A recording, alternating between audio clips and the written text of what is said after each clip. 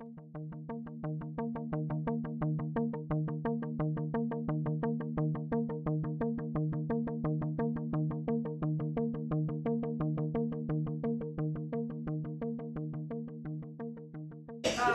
who are graduating with MAs today. And first I want to recognize Jillian Nicole Marini, who I think is not in the room because she's actually taking her law school exam. She's getting the dual degree, the JD-MA, and we're really excited to have her finish that operation. But anyway, we also have two students who've gotten their MAs on their way to the PhD. Kelly Sharon, who unfortunately is not able to be here today, and Alex Harriman, who I'm thrilled to have here. No, I can't talk about you first. So it's really actually quite thrilling to recognize Alex as for earning his MA on the way to the PhD. I'm also thrilled that he isn't leaving, but in fact he's going to be having his next adventures here. Alex came to us from Cal State at Long Beach, where he was a double major in political science and gender and sexuality studies, and he wrote a thesis with an ambitious title that we should have realized something about him in the ambitious title: Feeding the World, Women, Property, and Agriculture in the Global South. Because he's continued to have that level of ambition in the projects that he's taking on. Just in the titles of the papers. The MA thesis have a title, paper have a title, because it didn't the last version I saw. And it is. Yeah. It's not too different. It's reassembling the Israeli-Palestinian conflict, totality theory and radical solidarity. Okay, big project. The MA paper is an exploration and critique of mainstream U.S. media representations of the Israeli-Palestinian conflict. He explored in it the complexity and diversity of identities and communities of peoples living and working in Israel and Palestine that are excluded by those representations, as well as the global political economic processes that constitute that reality. As those of you who attended his presentation in the colloquium here know, he brought a number of important and even unlikely theoretical frameworks to bear in generating his critique, and demonstrated an intellectual energy and ambition that will definitely stand him in good stead as he moves on to the PhD stage of the program. And the only thing he needs to learn going forward is to talk a little slower. But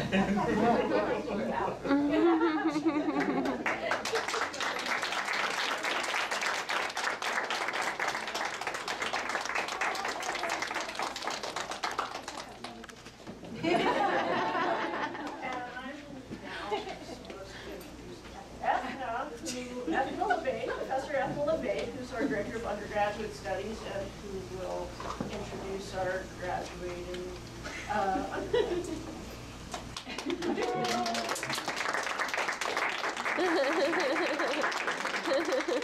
All time to learn how to follow the order, folks. So thank you very much. This is a day we're so proud of our undergraduate students, and we're so sorry that they're leaving.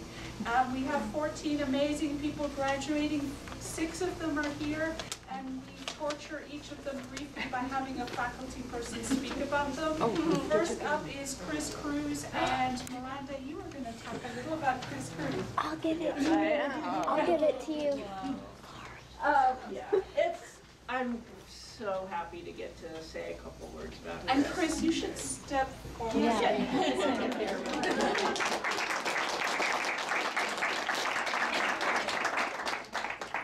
So I first met Chris when she was a student in a seminar on gender, culture, and capitalism that I was teaching, a pretty challenging course that requires a lot of difficult reading and a lot of difficult writing, one-page papers every week on this difficult reading, as well as class discussions, a couple longer papers. Chris had nearly perfect attendance and got excellent grades on her papers in that class. But even though it was a pretty small class, we sat in a circle, everybody facing each other. Chris would often be like leaning back in her chair, kind of eyes back. Definitely not a mean, interventions, infrequent, but on point, made it clear she was right there. And when I asked her what was going on, she would just say, oh, I'm just tired. What I didn't fully understand at that point was that Chris was actually carrying a lot of responsibilities, a lot going on beyond my class. She's worked throughout college, both at the U of A bookstore and the intramurals department at the rec center. She was earning a double major, not only in gender and women's studies, but also in creative writing. She's done all of her schoolwork well. She actually won a Magellan Scholarship along the way. And meanwhile, a good part of her energy and attention has been devoted to helping to provide care and mentoring for her siblings. And I think her support of her siblings has been really important to her and has actually inspired her career plans. Chris is going to be pursuing a master's in education in the program for school counseling at NAU, so kind of learning to extend the range of mentoring and support that she provides to young folks. With all that she was doing then, I think she wasn't lying when she told me she was tired. But I think there might also have been some shyness in that too cool for school, really laid-back performance. So I was really glad to see on her exit survey that one of the things that she feels that she's gained from our program is to not be afraid of her own out-of-the-box ideas. A number of us in this department this year spent a lot of time working on what's called learning outcomes assessment, but really I can't imagine a better outcome than fearless embrace of one's own innovative ideas. Congratulations.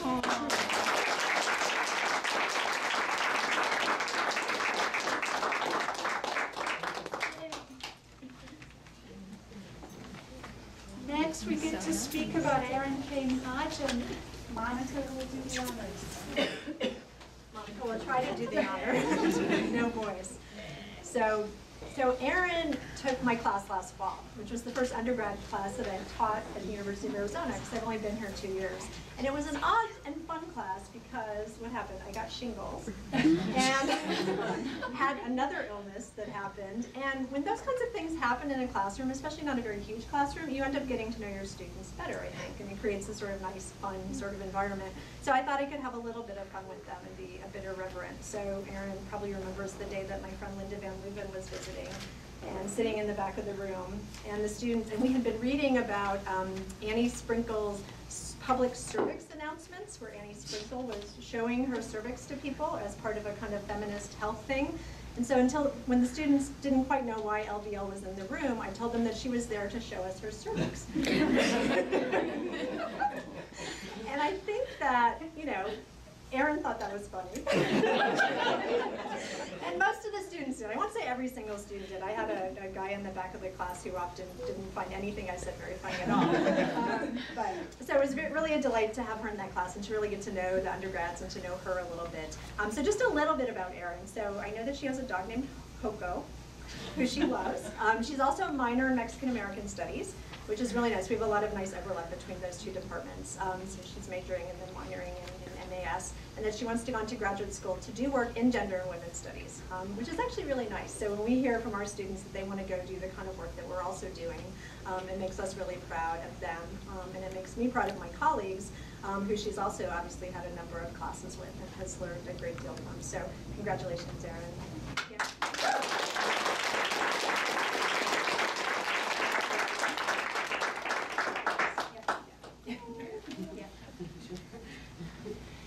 And next up is Eric, who will be introduced by Adam Geary. Yay!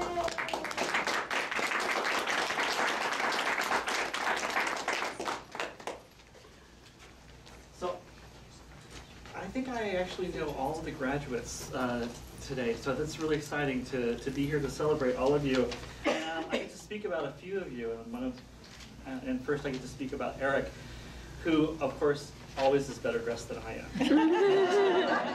So that's where we begin. But it's clearly not where we end. Eric, let's see, I've known you, I think, since your sophomore year here. We've kind of been through the ups and downs of of the undergraduate experience together. And let's see, we've had a couple classes with me, we've done a couple of independent studies, an internship, and Eric is a really brilliant thinker. And I wanted to say a little bit and read some things that I wrote for a letter of recommendation for him. One of the things that Eric has been doing and that we've been working on together this semester is an independent study that brings together some of the materials that we've been working on over the last few years into a significant research paper on documentary practices by black queer filmmakers, and in particular, Merlin Riggs and Isaac Julian. Eric has been interested in how these filmmakers use documentary strategies even in the absence or suppression of black queer people in official archives, including both the predominantly white LGBT archives and official or semi-official black archives. So the problem Eric has been exploring is how to think about the relationship between archive and documentary. And he has explored this problem in conversation with emergent critical work in black studies that theorizes the historical, sociological, and cultural difficulties attendant to representing black suffering and black experience in an anti-black racist society. This work calls into question forms of representation that rely upon sociological or anthropological objectivity, treating black people as objects to be known in a transparent manner, especially given the long history of racial positivism and its use for racist social inequality. Instead, Eric is pursuing his analysis of black queer documentary film using the category of critical fabulations, or narrative strategies that meditate on historical realities without presuming historical objectivity or narrative closure. And he argues that these filmmakers engage in critical fabulations in order to meditate upon histories of black queer presence that cannot be reconstructed in any archive, except as asides, effects, or evidence for the prosecution, given that gender and sexual non-normativity have been and continue to be used in the service of racial domination. Thus, Eric argues that these critical fabulations enable black LGBT filmmakers to attend to the facts of suppression and pathologization to structure the archive without simply acceding to these structuring exclusions or denunciations. Wow. And this is what Eric has been doing. He's really done it. Yeah. And it's amazing. It's amazing work that, that is being rewarded. Not only by being the conclusion of his undergraduate BA, but he was recently invited to participate in a student research symposium that was put on by the School of Film, Television, and Video. And we recently learned that Eric was accepted into this summer the Institute for the Recruitment of Teachers at Phillips Exeter Academy, which is an intensive 1-month grad school preparatory and research preparatory program that Phillips Exeter puts on and it involves a national consortium of colleges and universities that recruit from the IRT in the service of diversifying the faculty of universities and other avenues in which people teach. So congratulations to Eric.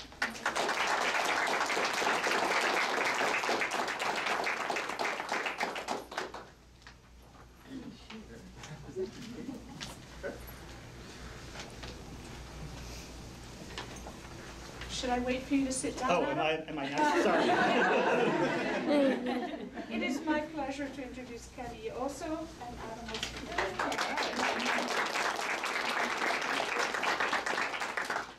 So it's also my great pleasure to introduce Kemi. Let's see. I've known Kemi for a while, but I'm trying to remember exactly when we first met. I think it was when you were the student director of Force. Mm-hmm. So I've known Kemi both inside and outside of the classroom. She also took my queer theories course a couple of years ago. No, just last fall. Yeah. Time flies. And also in a reading group that we engaged in together.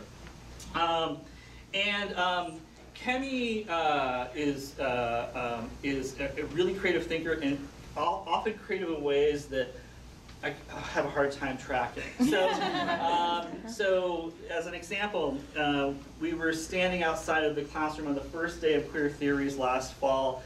The other class had not yet finished, and so we were waiting for the room, and I said, "Oh, Kemi, how are you? How was your summer? What have you been thinking about?" She says, "I've been thinking about Twitter as a platform for black speech." Oh. I gotta wrap my head around that for a while. And the more we've talked about it, the more I'm like, yeah, there's something there. This is amazing. And one of the things that really stood out for me in that class was an essay that she wrote critiquing the sort of now infamous performance by Miley Cyrus at the Music Video Awards. And I wanted to read a little piece of it to give you a sense of just how smart Kenny is. All right. So she writes, nonetheless, Miley Cyrus's performance occurs at a historical moment wherein a black woman, Beyonce, arguably represents the pinnacle of desire and stardom. Despite the focus on her sexuality, Beyonce retains a multidimensional public persona that does not pigeonhole into a common trope of the hypersexualized Jezebel. Instead, she is painted as classy, successful, beautiful, and powerful. If Robert Reed Farr, who is one of our course authors, is correct in postulating, quote, how threatened most whites are at the spectacle of the visible black, the beautiful black, the black who is desired, end quote, then this performance serves as an attempt to put black women back in their place, in the background as unrecognizable sexual objects. This is most obvious when Cyrus interacts with a black female body who remains faceless to the camera by simulating sex. This unidentifiable woman's body serves as a stark contrast to that of celebrities such as Beyonce, whose beauty is recognized through its congruence with white standards. Rather, is more similar to the Hottentot Venus, appeasing the white fascination with the exotic. Cyrus utilizes specific types of black bodies deemed categorically undesirable in order to challenge her audience's perception of herself while leaving that perception of black women's bodies firmly intact. The performance operates within and reinforces our collective libidinal economy wherein black female bodies are only used to highlight whiteness and as hypersexuality. And I'll end there. So you get to see, right, some serious critical work happening here, thinking about representation, but also thinking about representation right now, how it's historically connected to things that are going on right now and draws on a historical legacy. And what's fabulous, even more fabulous, is that Kemi's now going to be able to use some of this really critical material and critical thinking about technology and representation and networking because she has been hired to be the Southern States Field Associate for Choice USA, which is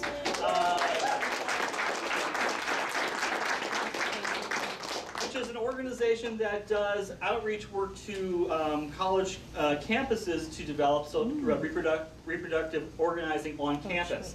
And Kemi will be working with the Southeast states. So please join me again in a little round of applause.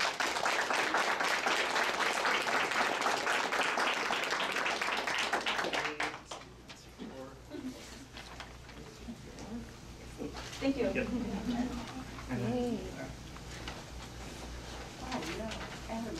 Adam again. He's going to talk about the fabulous Priscilla Rodriguez. All right.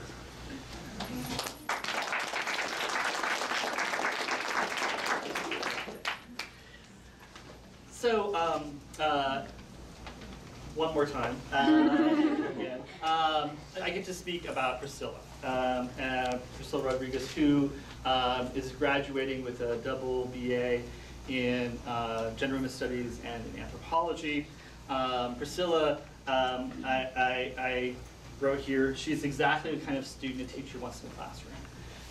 Right, Priscilla comes to the material with passion, and I think, did we first meet in Feminist Theories?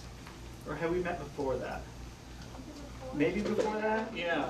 But in Feminist Theories, I got a real sense of Priscilla. Feminist Theories is our core course, and Priscilla was really one of those students who immediately emerged as one of the students who was going to dive into the material and had serious questions and a passionate interest in the states of the material. As someone for whom the key terms of the course, difference, racial structuring, and state violence, had been experienced intimately, the readings and discussion of the course were quite personal, and in the best sense, she wanted to engage the course authors, her peers, and me in the project of thinking through gendered, racialized, and sexual forms of social exclusion in order to think and feel our way toward a liberatory practice. So the project of the course was important to her, as I think her entirety of her education is important. And one experiences Priscilla as a really engaged and passionate student.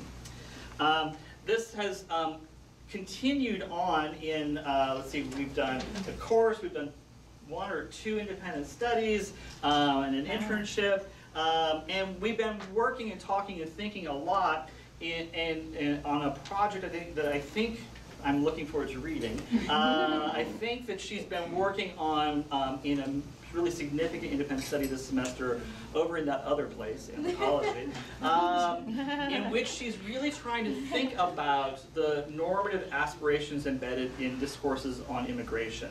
And then also to think about whether it's possible to conceive what we might call the survival strategies of coerced mobility in ways that don't rehearse those normative aspirations and the racially pathologized others. So this is a really big project, one that she's going to be continuing.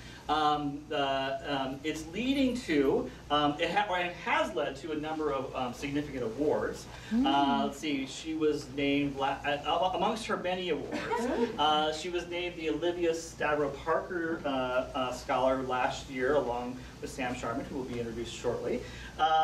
She has been named, for this year, she will be receiving a senior award at the SBS commencement. And we just found out not too long ago that, that Priscilla has been admitted into the U of A's Undergraduate Research Opportunities Consortium for this summer. She will be a Student Affairs Research Scholar, a STAR Scholar, the second cohort in that, where she'll be conducting a 10-week intensive summer research project, transcribing and translating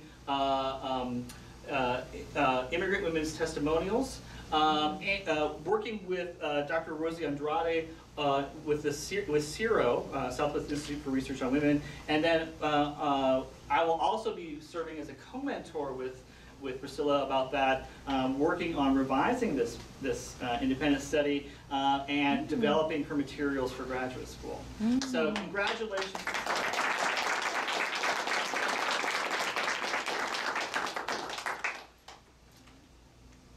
make sure it's the right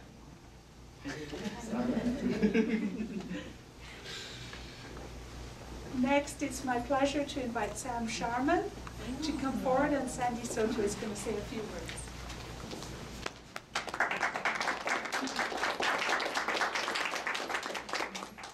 So I have the pleasure of introducing Samantha Sharman. We all know her as Sam. Sam is graduating with a GWS degree and a minor in Arabic.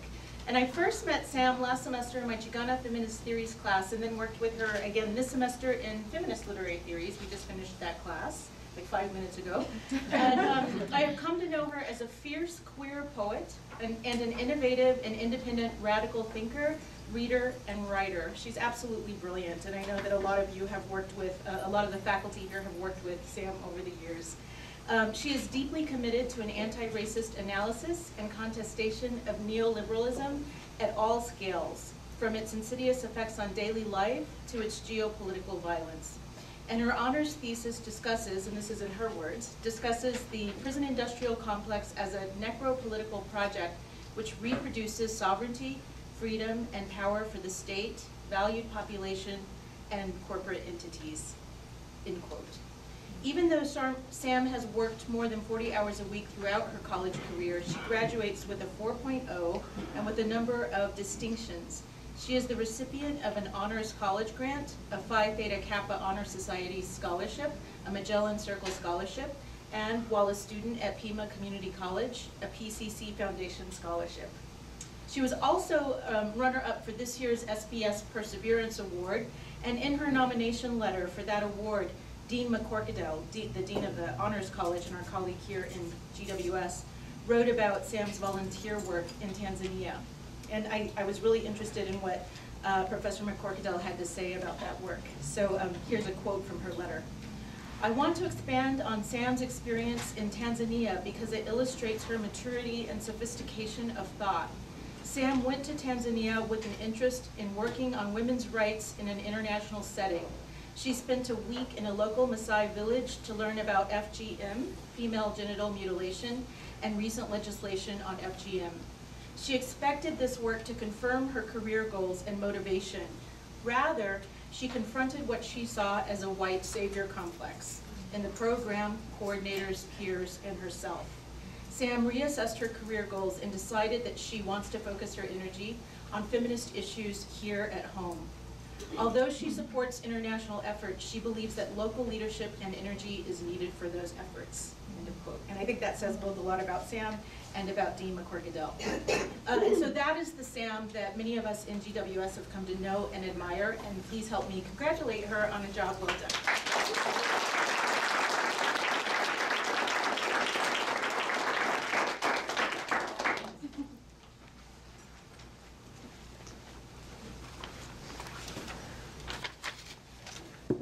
Is Malini here?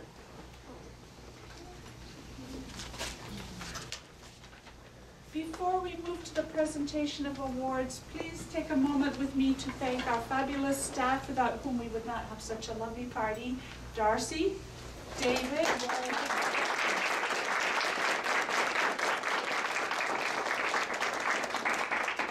thank you so much. I'd like to invite Diane Austin to present the award for the Florence Hamley Schneider Award. We also have 4 named awards, which are very complicated to keep track of. All right, first of all, thank you very much. It is a great pleasure to be here tonight, and I am very proud to present the Florence Hamley Schneider Award to Lori Lobatka.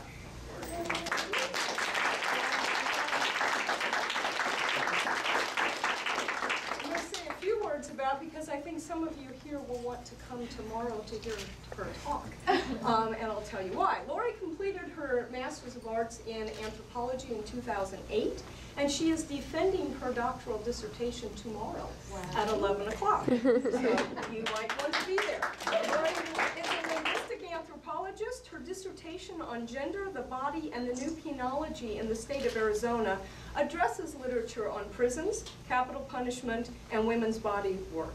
In her research, Lori conducted interviews, focus groups, and participant observation in both the county jail and the Arizona State Prison. And I'm going to read as Lori notes. She's, quote, "The U.S. prison system has undergone unprecedented changes over the past 3 decades, including its rapid expansion, increased racial inequality, and a dramatic rise in the number of women incarcerated. In order to unpack the implications of these changes for incarcerated women, Lori's dissertation entitled Healthy, Beautiful Hair, Cultivating the Self in a Women's Prison. Lori's dissertation follows the stories of women in prison and attends to the linguistic and semiotic practices that women engage in to create a sense of self in the extraordinary environment of the prison. Lori argues that incarcerated women are constantly humiliated in prison, partially through regulation, control, and manipulation of their intimate bodily practices in state efforts to formulate inmate identities. The linguistic and semiotic practices women engage in challenge this humiliation, claiming not only particular gender, race, class, and sexual identities, but also dignity itself. As I noted, Lori will defend her dissertation tomorrow at 11 o'clock in Howry 215, and so you are all welcome to attend. After her graduation in August, she will continue analyzing the vast amount of data that she collected, not all of which could be incorporated into her dissertation, and she will be looking particularly at racial dynamics. She plans to continue her research on women in prisons in the future. So please join me.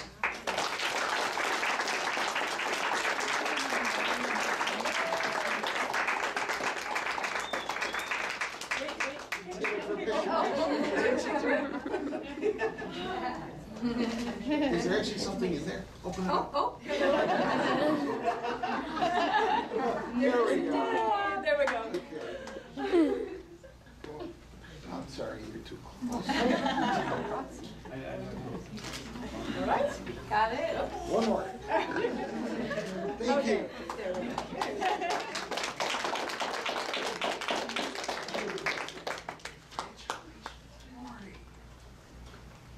Well, you even coordinated. I'm so impressed. I can barely get dressed in the morning.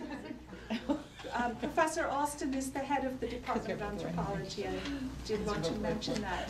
Good colleague to the Gender and Women's Studies Department. The remaining portion is the undergrad awards, which is the Olympia Stavry Parker Memorial Scholarship that honors undergraduate students in gender and women's studies who are first generation, who portray persistence and leadership, and we have 2 winners this year. And I get to present and embarrass the first one, which is Yolanda Gomez. Please come forward.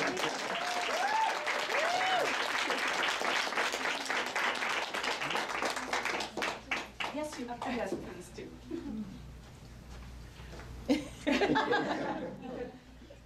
You should stand on my left. Yeah. Like Adam, I wanted to read from the nomination letter that I wrote for her. Yolanda is a double major in gender and women's studies and in Middle Eastern and North African studies, and she's also in the Honors College. I got to know her when she enrolled in my class on feminist theories, which maybe sounds highly abstract and theoretical, but we always start by doing really basic stuff like what is a theory, how do you know it's a theory, who should a theory serve, and who can make a theory. So one day we had a discussion about what it's like to be in a room with people who use theory and like fancy language and make you feel very stupid. And everybody in the room had had that experience. And then we talked about like, how do you just keep going and not give up?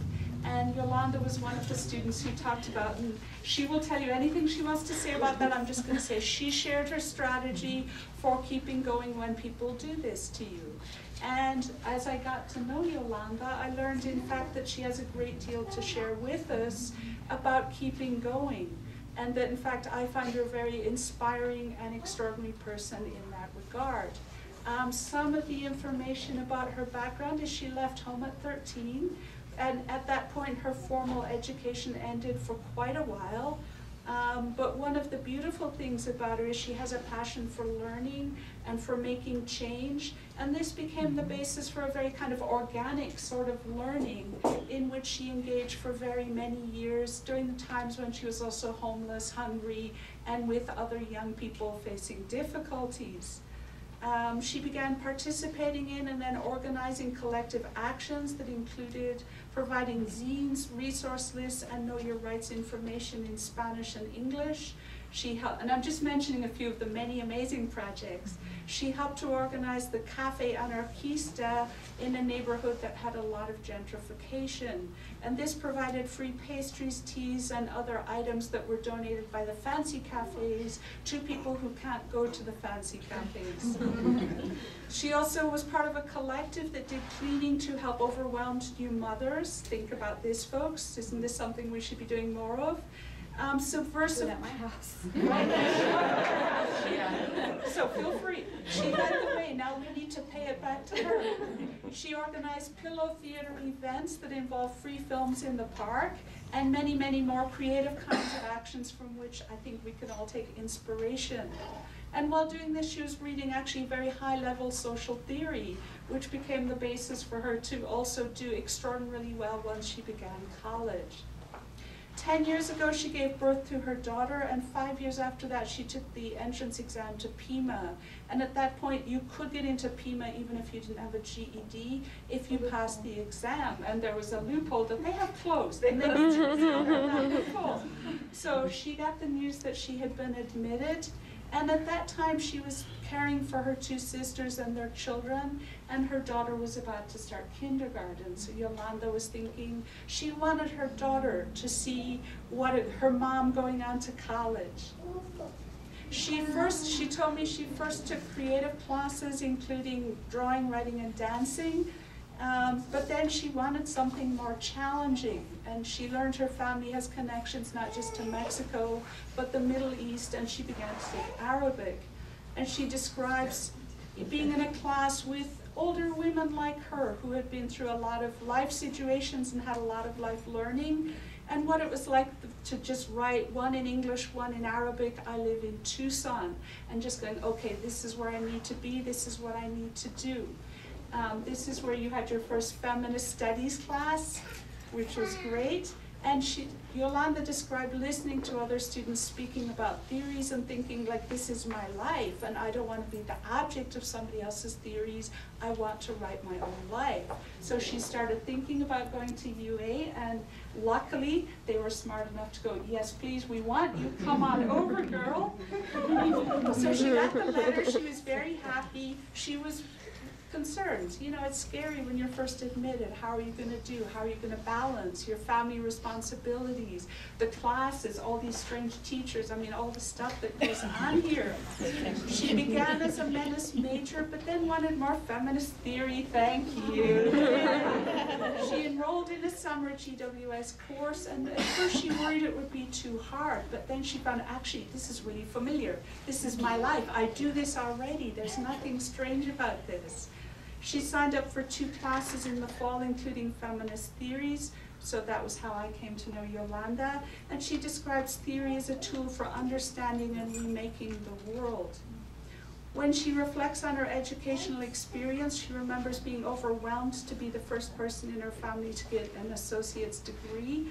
But she's thinking now just not about a BA, but an MA and maybe a PhD.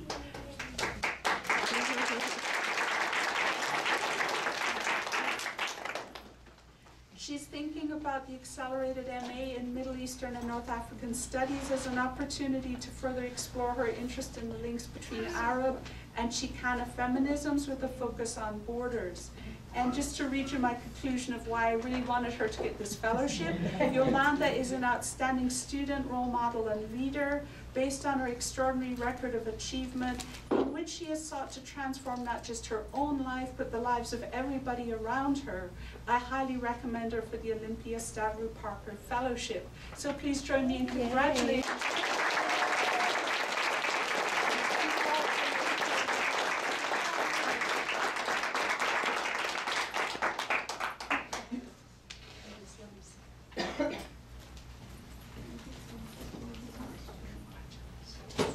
And I would like to invite Judy Temple to speak about our other winner. Thank you. Another one of the strange professors. I wish we were holding a giant check. Who is holding a giant check? I nominated Felix Ramon Valencia for the Olympia Stavru Parker Scholarship because of his outstanding work in my women's life writing class this year. He has one more semester to go in the fall, and that's what the scholarship will support, so we get to torture you even longer. I love this. In his personal statement about the scholarship, Felix wrote about how difficult it was coming from New Pascua as a first-generation student learning to navigate the U of A. But then he found gender in women's studies. Yay. So he wrote, I've gotten used to the weird looks that people give me whenever I tell them I am a gender and women's studies major. People look at me and all they assume is that I sit in a circle with women and we share our feelings. You can tell he's patriotic system. Actually, most of my courses are cross-listed with various departments on campus. I had a professor that said, GWS is the study of everything. I've studied American and colonial history, read the great works of Toni Morrison and Gloria Anzaldúa, and contemplated the effects of urban renewal on a city. In my life writing course, he wrote a wonderful memoir about learning about life and learning to ride a bicycle pretty late in life. It was funny and wonderful. He also did a great report on Ann Fessler's The Girl Who Went Away, because he comes from a long lineage of strong women in his family, his mother and in his nun. I asked him if I could read from his journal worksheet, and here is his confession. If there's one thing I learned from my mom, it's the subtle art of the chick flick. Trust me, it's the wisest thing you can do or watch. Though they're pretty corny and usually only have white women as the main protagonist. I want to be Julia Roberts eating a pizza and pasta and not writing a reflection on generic issues. But maybe I have to write about generic reflections in order to get to Italy.